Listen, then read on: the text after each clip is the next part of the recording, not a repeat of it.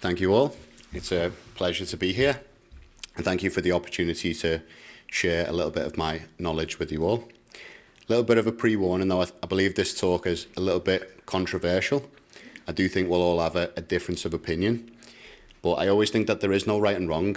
It's about sharing knowledge and having those opinions to then use, when you're doing a MarTech assessment or you're looking at your technology stack and making sure that you maybe take the things into consideration that I'm going to mention today.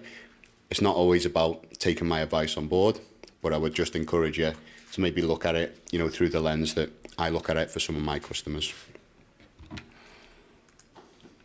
A little bit of a background on myself.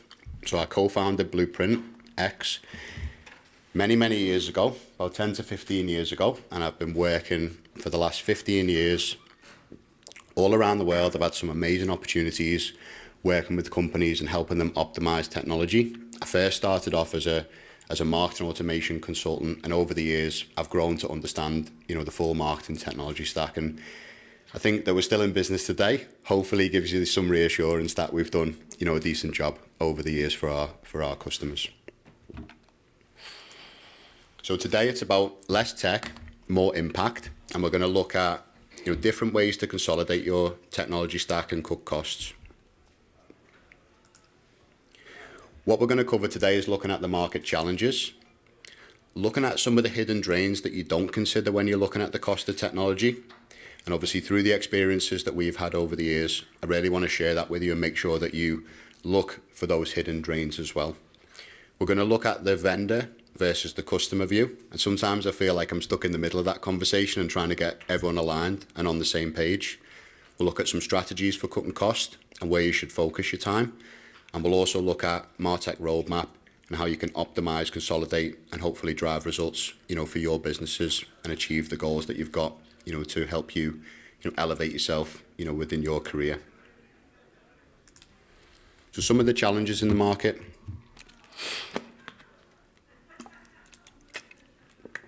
$30 billion, wasted on technology. I see this all the time. When I'm looking at technology stacks for enterprise businesses, time and time again, I see a piece of technology that's not even being used. It's not even been implemented. It's costing hundreds of thousands of dollars. We see technology siloed. In 2025, I feel it's fundamentally wrong if your team are copy and pasting or uploading and downloading data between technology tools. Come on. Let's do this properly. Let's integrate these tools and get technology working together. And even more shocking, 74% of businesses are only using 16% of the features. It's a bit like living in a 5-bedroom house, but you're only using 1 bedroom, the kitchen and the living room. You wouldn't live your life that way. So why are we doing that with the technology that we have in our business today? At Bluprintx in Q1 alone, and this is not including last year, we've seen a 300% increase in customers asking us for health checks and MarTech assessments, really struggling with the cost of their technology stack. Budgets have been cut, headcounts being cut, and everybody's under pressure, to deliver cost savings or, value from the technology that they have. It's also critical for CMOs. Unfortunately, recently I actually saw a friend of mine that was a CMO, lose his job. And we had spoken to him about a number of technology platforms he had and he wasn't fully utilizing. A new guy came in North America and decided, he wasn't happy that those things hadn't been addressed, and unfortunately that person had been moved on. I wouldn't want that to happen to anyone else in my network, and I would encourage you all, to take action if you do have technology that you're not driving value from. 60% of CMOs are struggling to drive value. 54% are not delivering ROI, and 71% have not got enough budget to actually execute and do the things that they need to do because the cost of their technology is so substantial. And then here's me stuck in the middle. I work closely with Microsoft, Salesforce, Adobe, and I hear them saying all the time, Andy, can you go and speak to this customer? They're not using our technology correctly. And then I go and see the customer, and the customer's blaming the vendor. This technology is not delivering what they said, and they showed me these amazing demonstrations. Actually both sides are right, but also both sides are wrong. It's about us all working together to get the most out of these technology tools. So understanding the true cost of technology, I'm going to walk you through an example, MarTech assessment. So we had a customer recently that came to us and they asked us to look at their technology stack, and they had an idea of a technology stack they thought they wanted to move to, and they wanted to know, did it have the same capabilities and would they save money if they made the change?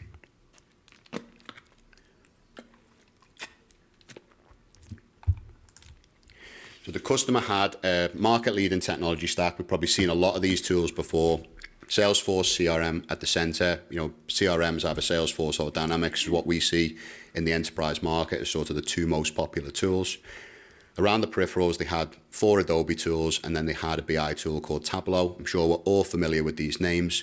Some of the great things about these technology tools is, let's just take the 2 at the bottom, Marketo and Workfront. They do a hell of a lot within the one platform. Marketo has webinar, chatbot, ABM, personalization. Workfront has an amazing middleware feature, and it also has a proofing element. So there's sort of multi-technology within one. The problem with this technology is the cost. It's an eye-watering $365,000, and that also includes a little bit of agency support as well, which we do know that most businesses, do rely on, from time to time. The customer then asked, if we move to this technology stack, can we achieve the same results and can we save money? From a high level, when you look at it initially, it looks like roughly we've got the same set of tools there. You've got your email marketing, your work management, your website, your CRM in the middle, you've got digital asset management. High level, we're thinking, hey, this looks like a good idea. Potentially we can save a lot of money here and optimize our tech stack, free up some cash to invest in other areas.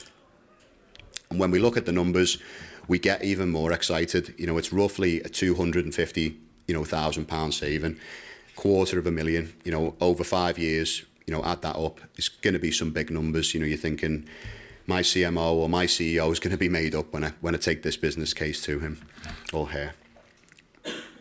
The problem is that when we look a little bit deeper, this stack has a lot of missing capabilities, and it also has a lot of hidden costs that we didn't consider.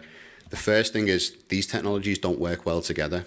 We're going to need middleware to bring it together, a Workato, a Zapier. We're going to need plugins.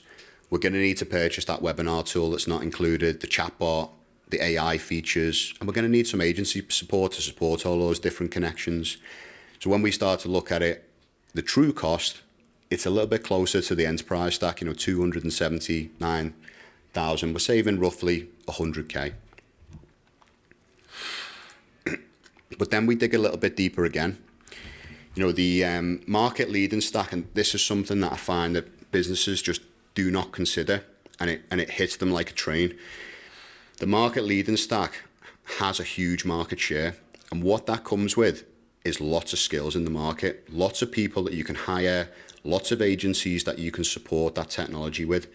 The cost saving stack, this tool that you bought from Costa Rica that you thought was amazing, and the guy in the business that just joined, he was a developer there 6 months ago, and he's done an amazing job at setting it up. But when he leaves, where are you going to find the replacement? It's going to be so difficult to find the skills that you need to drive that cost saving stack. Where the market leading stack, there's people attending webinars, events, there's workshops, there's training programs, there's a pool of talent there that you can tap into, and you can find the right resources to help continue to grow your business. In my opinion as well, the market leading stack we could run with a smaller team. It's only 6 platforms at the core. I think we could run that with 6 people. The cost saving stack, because we've had to add the additional tools, it's 11 platforms. In my opinion, we'd probably need an additional headcount, maybe even one more as well on top of that. So when we actually look at the headcount costs with the operating costs as well, and this is not including the cost of change or implementation, the costs get even closer. We've got 685K on one side and 639K on the other. So the big question, and I'm sure we'll all answer this question differently as well, is the added complexity, the delayed ROI, the cost of change justified just to save $45,000 a year? Ripping this enterprise stack out that costs a hell of a lot of money and changing it for this much cheaper stack that is well more complex. It's going to be more difficult to find the skills. It's going to delay our ROI when we're going through this change. Is it really worth that 45K? And I'm sure some people in the room would say yes, and others would maybe say no. Instead, these are the areas I think we should all focus. And this is going to help us optimize our technology stack and get more from it. The first one, and we've touched on this already, disconnected technology, in my opinion, is not acceptable in 2025. If we've got technology that doesn't work in harmony with our technology stack, we should look to replace it with something with a native integration where it can plug in and we can get the most from those tools. Drowning in tools. It's essential that we don't end up with, 10, 11, 12, 13, 14, 15 platforms. Managing those tools is very difficult. Not just the maintenance of those tools. I headed up marketing operations for the Bank of New York for 2.5 years, and something that I found extremely challenging was the procurement effort that I had to put in. Negotiating with all these vendors, agreeing prices, completing security questionnaires. It was a huge volume of my time. Again, for 11 platforms, that's going to take me a lot of time. For 6 platforms, and 4 of them are with the same vendor, that is going to be far more efficient. I can spend more time with my team optimizing and doing the things that I love every day. Expensive renewals as well. I think it's really important that if you're going to commit to a technology tool, commit to a multi-year deal, commit to a multi-solution deal. I hear people moaning about the price of the big vendors, and I totally agree with you. Salesforce, Microsoft, Adobe, it's expensive, and the eye water in numbers, and they go up and up and up and up.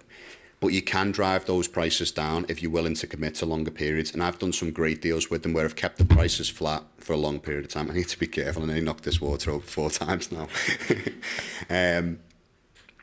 Underutilized features. Again, let's really think about the technology we got. We should not have a tool that we're only using 16% of the features. We either need to maximize the value of that tool and look at driving more value, find an agency to help us, or look at hiring the skills or training our people correctly. Or maybe it's a case that simply that tool is not suitable for our business. Lacking skills, not enough businesses are focused on change management. Every time I put a proposal on the table for change management, they ask me to cut that out. We don't want that as part of the project. Can we take that off? It's a fundamental part of any project that we help the business change. We support the people, we invest in training, we send them to workshops. The long term, you'll see the value from that. If you don't make that investment, it will hit you like a train, because the team's going to take a long time to get up to speed with these tools.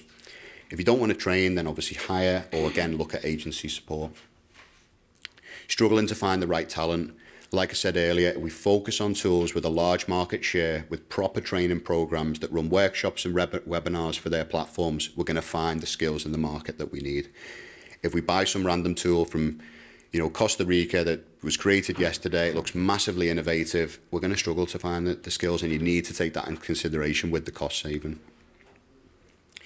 Misaligned technology, again, I see this all the time. Does the technology that you have deliver the outcome that you want? If your business is just focused on something like transactional email marketing and it doesn't need to do personalization or hyper-segmentation, then just buy a cheap and cheerful email marketing tool. Don't buy a marketing automation tool with all these glamorous features. Make sure that the tools that we have are aligned to the outcomes that we want to deliver. I think too often we get excited about technology when we're in with the vendor and they're giving us these amazing demonstrations, but we forget we don't even need 50% of those things. So why invest in that technology platform? Let's find something a little bit more simplistic that can deliver in line with our objectives.